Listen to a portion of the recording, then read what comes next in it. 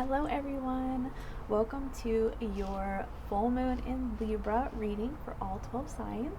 This is for Sun, Moon, Rising, and Venus. Okay, Scorpio, so this is quite a message for you.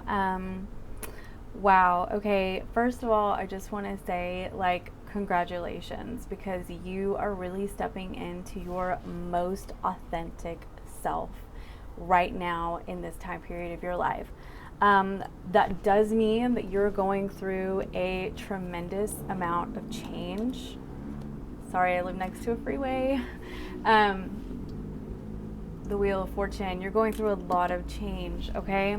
But so this is how your reading starts out. You have the Hermit energy, and you have been withdrawing and going within. You've been really contemplating everything, from yourself to your relationships, to how everything is linked together. You're on a path of self-discovery, and it's so cool because you have all of these cards that support that. Your animal energy is the dragon energy. You are the only sign out of all 12 signs that got a spiritual energy. So the dragon is all about seeing yourself, your truest version of yourself. And you have authenticity is sweet. You're really stepping into your authenticity. You also have the energy of celestial. This is all about self-discovery, being on the path to your innermost self, but also it can be your divine self as well, okay? And it's so amazing because you also have the phoenix, you have the butterfly, it goes on. You have the butterfly, you have truth, and you have the creative feminine energy, which says the cosmos is within you. Hold on. Sorry, I had to put my dogs up.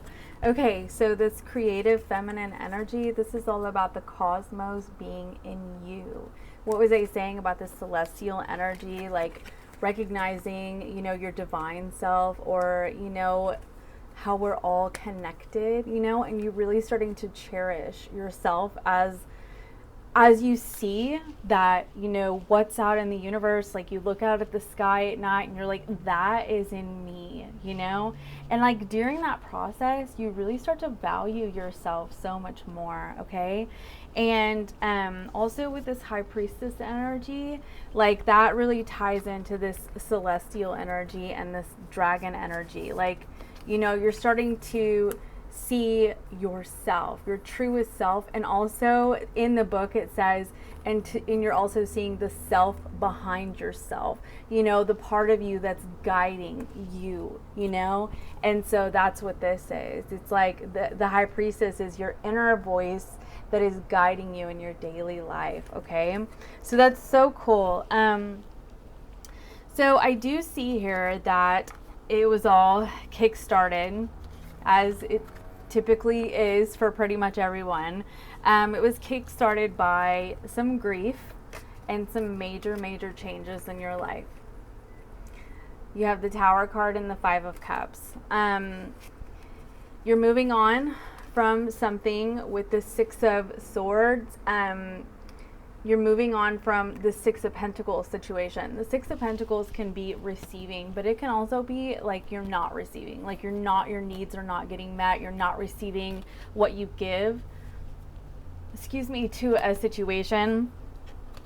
With this Hermit card, you could be dealing with a situation with somebody that, there's not clear communication with this person. They could have ghosted you. They could, just they wall up and they don't talk to you, or you're just not talking to them altogether, okay? But that has really put you in this energy of this. To clarify, that Hermit card was the Eight of Coins, Eight of Pentacles, and the Wheel of Fortune. And so I see these two energies together as you self-care, you doing the inner work on yourself, and changing, You know, internally you are changing because you're recognizing your own value, you know, like you're having a spiritual experience right now. And that's really amazing. I want to say though, like, something about this situation that you that you have, that, you know, kickstarted this development in your life. It was very stressful for you. It could have made you like extremely anxious and, you know, just guarded, maybe even combative even. Combative might not be the word. Defensive. Yeah, that's the word I'm looking for. Defensive. And it was just really triggering. It caused a lot of resentment, a lot of turmoil within you. And you're learning that you have to let go and love yourself, you know? And that also you felt like you were strung along a lot in this situation. Like you just really didn't get enough resolution or clarity. But you have the fear card here. So I feel like you definitely have a lot of fear of the unknown, of, you know, this forward movement, of what's next, of the uncertainty. Like you're just not really sure how you feel about all of it, because it does seem like it's a lot, you know, it's a lot of transformation, all at once, you know, like discovering yourself, really coming into yourself and your authenticity, and also, you know, a spiritual journey, it looks like, and also emotional development.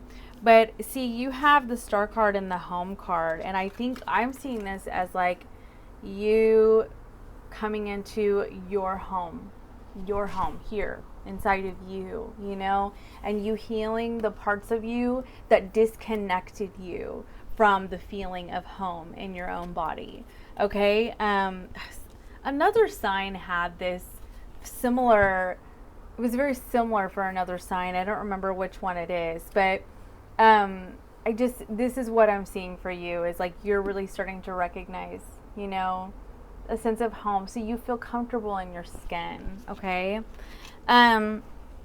So there, you do have some cause for celebration. Now you have the resolving conflict card. So if this is a relationship that was like, you know, just destabilizing and everything just kind of, you know, blew up, you could be resolving that conflict with that person, and, you know, working together again on healing the connection, because you have the resolving conflict, you have the celebration card, you have relationships, and you have romance. So you could be rekindling that romance. You also have Cupid's arrow. I forgot about that one. So this is about having faith that love is coming. But underneath that is stabbed in the back. Okay, so if that's not the case, you know, this can also be with a past person, somebody that you're currently friends with. Additionally, it can be you're resolving the conflict with this situation that triggered you to grow and develop, so you can peacefully and happily just move on, you know, to something new. So take what resonates for you. This is the sacral chakra. So, I mean, this can be passion and fire and intensity and, you know, that kind of thing. So you have this romantic energy plus that. So it looks like this work that you're doing on yourself is really, like, it's really bringing you a lot of benefit, okay, in terms of romance and relationships. Okay, so that's really awesome. You need to clean your space, and I see this as like you clean your space whenever you declutter your life. You declutter your home, your car, your life, your energy, your aura, you know, your friends, your whoever. Okay, you need to like declutter, cleanse the space, you know, smoke cleanse yourself, and or use a selenite wand. See, I put mine in the sun right here, you know, and I go all around my body and all of that, and I protect myself and I cleanse my aura, you know, my energetic field. I do some other things too, but I'm a Reiki healer, so but that's just one of the ways that I do it, and you may need to do that. Also cutting cords, especially if the situation was particularly disturbing. I mean, it looks like it's very destabilizing. It looks like it caused you to be very anxious and you just felt unsettled a lot. And so you may need to disconnect from that so you can step more into this healing energy. When I see the Eight of Pentacles, this is work. And this is a good card to see in finance too, but like I'm seeing this when I pull it, like most of the time when I pull it is doing the self work, okay? So, but look, you have harmony at the bottom of the deck. So it's like you are really stepping into that. You also have the Star card twice here. So that's Aquarius energy. But I definitely feel like you're healing from something that just really didn't seem to work for you energetically, like it wasn't serving you. But again, maybe you doing all this work on yourself, you stepping into your authenticity and you're loving yourself and all that, could change the dynamic of that situation, and that's where this resolving conflict comes from. You're taking a lot of action in your life with all of this energy. Like it's like you're seeing now your own worth and value, and so you're like, all right, I've got to do this, I got to do this. Like you're just freaking inspired. So that's really awesome. So I forgot to get advice cards for you. What's advice for Scorpio?